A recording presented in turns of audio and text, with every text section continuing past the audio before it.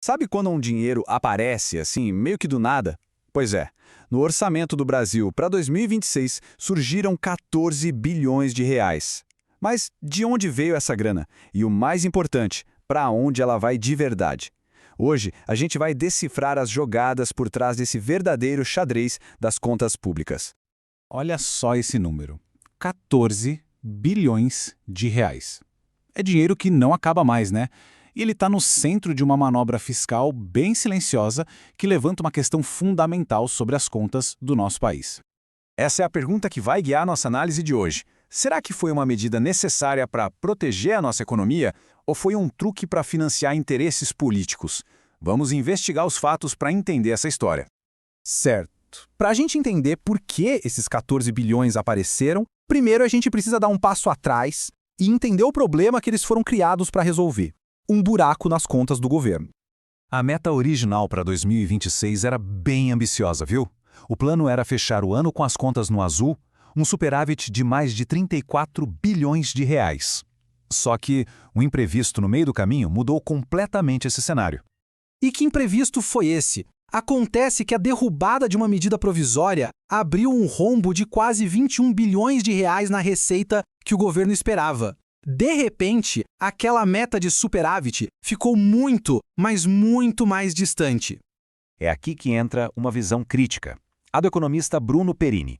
Ele diz que a raiz disso tudo está no novo arcabouço fiscal.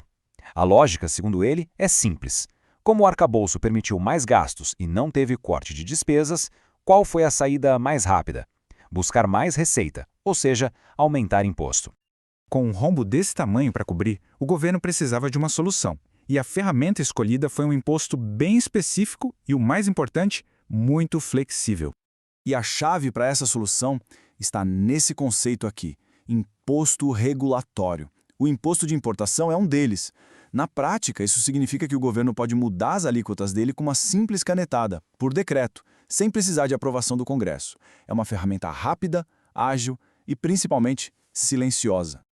E o resultado foi esse aqui, ó. A previsão de arrecadação com o imposto de importação saltou de 103 para 117 bilhões de reais, um aumento que injetou de forma cirúrgica os 14 bilhões que faltavam para fechar a conta. O Perini destaca justamente essa descrição toda da manobra. Não teve um grande anúncio público, sabe? A mudança simplesmente apareceu lá, num relatório da Comissão Mista de Orçamento, a CMO, e a partir daí o caminho ficou livre. Então, o que a gente tem até agora é um problema fiscal que foi resolvido com uma manobra rápida. Mas por quê? É exatamente aqui que a história se divide em duas narrativas completamente diferentes. De um lado, tem a versão oficial, que fala em proteção da indústria. Do outro, uma visão mais crítica, que aponta para o financiamento de emendas parlamentares, o que é bem importante em ano de eleições. Vamos analisar cada uma dessas versões. A justificativa do governo é que o aumento do imposto é uma medida de defesa comercial. O objetivo, segundo eles, seria proteger setores estratégicos da indústria brasileira da concorrência que é considerada desleal de produtos importados, principalmente os que vêm da China. Mas o Perini oferece uma interpretação bem diferente. Para ele, o alvo não é a indústria, e sim a governabilidade. Os 14 bilhões serviriam para recompor o orçamento das emendas parlamentares, que somam mais de 40 bilhões de reais para 2026, garantindo assim o apoio político necessário no Congresso. Tá, mas vamos sair um pouco da política de Brasília. Vamos entender como essa decisão pode afetar o bolso de todo mundo. Porque, no final, toda manobra fiscal tem uma consequência no mundo real, né? O ponto crucial é este: aumentar o imposto de importação significa que muitos produtos podem ficar mais caros. A estimativa é de um aumento entre 5% e 20% em itens como eletrônicos, peças de carro e produtos químicos, impactando tanto os consumidores quanto a própria indústria. O conflito de visões fica bem claro aqui. De um lado, o governo fala em 14 bilhões para cumprir a meta fiscal e proteger a indústria. Do outro, a crítica aponta que é só um aumento de imposto, com custo político zero para o governo, mas que pesa bastante na economia e na sociedade.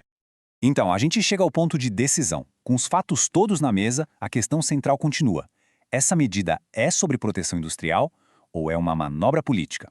E este cronograma mostra os próximos passos, viu? A lei orçamentária ainda vai ser votada, mas a definição final das alíquotas, ou seja, quais produtos vão ser afetados e em quanto, isso só vai acontecer em janeiro de 2026, por uma decisão do Poder Executivo.